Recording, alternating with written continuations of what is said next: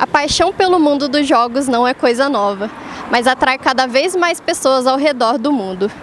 Geek é como são chamados os amantes dos jogos, quadrinhos, desenhos, filmes e séries. Os grandes admiradores das histórias em quadrinhos e desenhos japoneses, os mangás, chegam a colecionar as obras preferidas e mais raras. Esse acervo é tratado com muito carinho e cuidado pelos colecionadores. Eu não sou um colecionador que faz ficha catálogo, eu geralmente pego mais por qualidade, eu não fico muito preso a números. Então às vezes eu até pego, eu não acabo de pegar os volumes de uma coleção, por exemplo, eu pego só os melhores volumes daquela coleção. Comecei com Disney, Turma da Mônica, como todo mundo. Depois eu fui para os mangás, Cavaleiros do Zodíaco, Dragon Ball. Depois disso eu já conheci o Sandman, foi o primeiro investimento alto que eu fiz. Uma vez perguntaram para ele, para resumir Sandman em uma frase. Ele disse que Sandman é sobre mudar ou morrer, é sobre transformação. E Sandman foi muito importante para mim porque eu li no momento pessoal que eu estava vivendo, que eu perdi alguém da minha família, e me ajudou bastante a superar, assim. Eu fiquei lendo nos corredores da faculdade durante as pausas. Um ponto interessante sobre Sandman é que ele é a primeira obra a ganhar um prêmio de literário. A primeira HQ a ganhar um prêmio literário no New York Times. Esse aqui é Orquídea Negra, é uma das primeiras obras do Neil Gaiman. Tem muitos conceitos aqui que ele usa no Sandman, inclusive no Sandman tem muitos conceitos que ele usa nos livros dele também. Esse aqui é de 1990, é um pouco difícil de achar, não impossível, mas é difícil. Ele fala sobre essa personagem, Orquídea Negra, e fala sobre a morte e o renascimento dela. O Neil Gaiman trabalha muito com conceitos metafóricos. Esse mangá eu gosto bastante, é o Vagabond. Um ponto interessante é do autor, o Takehiko Inoue. Ele publicou uma obra bem interessante sobre basquete que ajudou bastante o Japão para propagar o esporte no Japão. O Japão tem bastante disso, de usar os animes e mangás para estimular esporte, essas coisas. Um ponto que é excelente dessa obra é a arte. Consegue passar a ideia de movimento muito bem.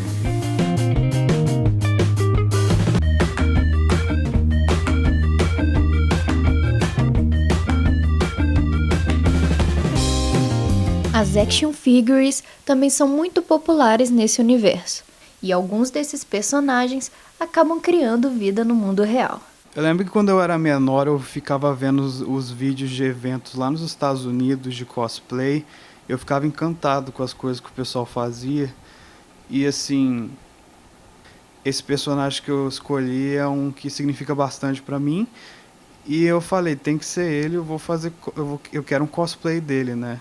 Depois de ter visto o anime desse personagem, numa época que eu tava bem triste comigo mesmo. Bom, o nome dele é Shoutmon. Eu, como eu falei, eu decidi fazer esse cosplay, querer, né, esse cosplay. Eu lembro que eu fiquei procurando em vários lugares aqui em Juiz de Fora que faz de fantasia, né? Alguma cosmaker, né? Alguém que poderia fazer, estivesse disposto a fazer, porque eu sempre via várias fotos de mascotes de vários lugares de loja, eu ia procurar nessa loja. Quem que fez esse mascote? Ah, tal pessoa. Eu mando e-mail para ela do personagem, ver se ela consegue fazer. Isso durante um bom tempo, só que as respostas eram sempre as mesmas aqui em Juiz de Fora, que era: ah, é muito difícil, ele é muito complexo, eu não faço desse cosplay desse tipo. Chegou a ser bem deprimente, mas aí, por sorte, eu achei a única pessoa dessa cidade que parece que consegue fazer esse tipo de cosplay. Eu me sinto o cara mais feliz do mundo. Eu me sinto muito... É como se eu pudesse fazer qualquer coisa. Por mais que esse cosplay limite meu movimento muitas vezes, mas... É simplesmente amor puro, sabe? É aquele negócio de você amar um personagem, representar ele, mostrar ele pra todo mundo e trazer esse sorriso pra todo mundo, entendeu? É muito gratificante.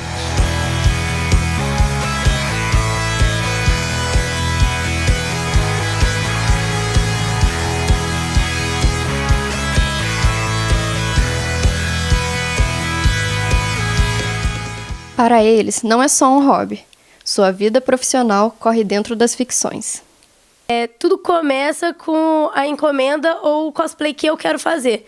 Porque eu sou cosmaker, mas eu também sou cosplayer. Eu queria fazer as armas e eu não tinha condição financeira de comprar. São armas caras. O mercado do cosmaker não é tão barato quanto as pessoas imaginam, porque não é só uma fantasia, não é só um brinquedinho.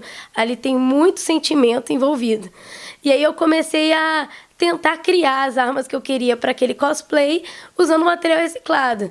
Eu uso papelão, uso vários artigos que eu encontro nos lixos para poder reutilizar como matéria-prima. E a segunda fase de criação importante é a criatividade e um pouquinho de conhecimento sobre artes. Porque cada arma é uma arma diferente, cada armadura é uma armadura diferente. Depois, a gente precisa de uma análise. No caso dessa espada aqui, é a espada da Catarina do LoL, eu pego uma imagem como base, esse desenho se transforma em um molde. Esse é o molde desta arma aqui, que fica exatamente aqui, tá vendo? Ele vai ser a parte base do meu trabalho. Aí eu vou cortando o papelão e modelando ele. Depois que eu vejo que está o mais parecido possível, eu começo a parte artística do trabalho, usando a massa para chegar o mais próximo possível da perfeição e as tintas para começar a maquiagem do cosplay.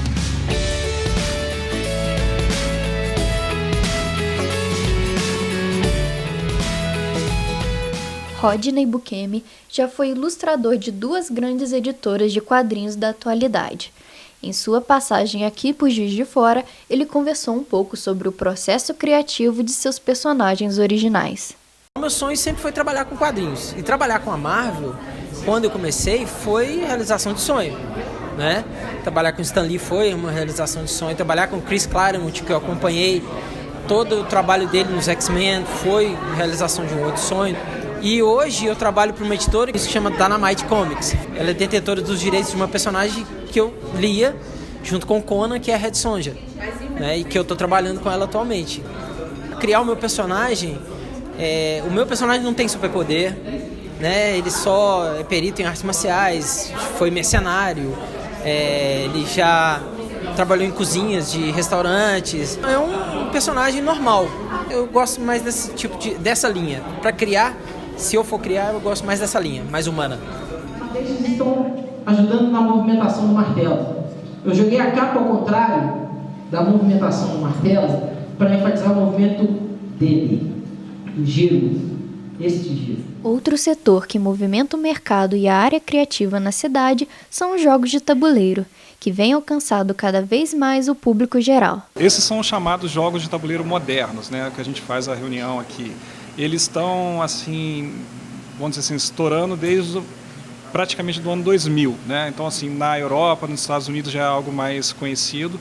No Brasil agora que está montando um mercado muito forte mesmo. Nós temos várias editoras, sei lá, umas 15 editoras diferentes chegando, e elas trazendo jogos importados, pegando jogos de autores nacionais e levando também para fora.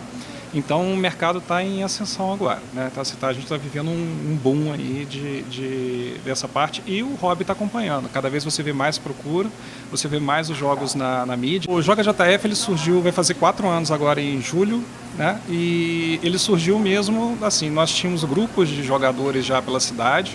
Nessa época nós tínhamos uma luderia, né? Que era tabuleiro, então nós íamos para lá jogar. Mas faltava algo assim que partisse dos jogadores, né? Então, assim, tentar montar um espaço onde os colecionadores poderiam trazer os jogos, compartilhar com outros colecionadores, conhecer outros colecionadores, de forma que você conseguia montar grupos novos de jogo. O objetivo é, primeiro, mostrar os jogos, dar um espaço para as pessoas que não conhecem virem conhecer, e com isso agregar os grupos de jogos que tem pela cidade, né? Você tem hoje pessoas jogando em cada um dos bairros, mas as pessoas têm uma data no mês para vir se reunir e trocar figurinhas ali, né? A graça mesmo é conhecer os jogos, são muitos jogos, né? A gente estima mais ou menos, por exemplo, por edição do Joga JF, nós temos em torno assim, de 60 jogos que o pessoal traz. Pode ser até mais, tá? Mas, e tem jogo de todas as faixas diferentes, né? Então é só chegar, não tem que pagar nada.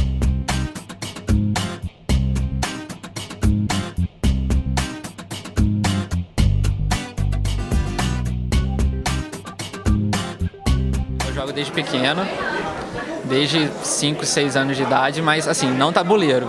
Tabuleiro eu também gosto de jogar bastante, mas eu jogo principalmente no computador. E desde criança os jogos estão presentes de alguma forma, sabe? Sei lá, eu sempre veio dentro de mim, assim, que eu sempre gostei de jogar, mas eu nunca tive muito acesso a jogos, assim, principalmente de computador, mas, tipo, na minha família a gente jogava jogos de cartas, jogos de tabuleiro. Eu trabalho com jogo, né? Jogo acaba que eu sou sócio de uma editora de jogos, então eles são mais do que frequentes, assim, é o tempo todo pensando em jogo, o dia inteiro, e sabendo o que está rolando no mundo inteiro para trazer para o Brasil, então é muito frequente mesmo. Desde criança eu sempre gostei de jogar, nunca fui muito ativo no esporte, essas coisas, sempre preferi mais jogar baralho, jogar os jogos mais difundidos no Brasil e mais tarde comecei a jogar esses outros também.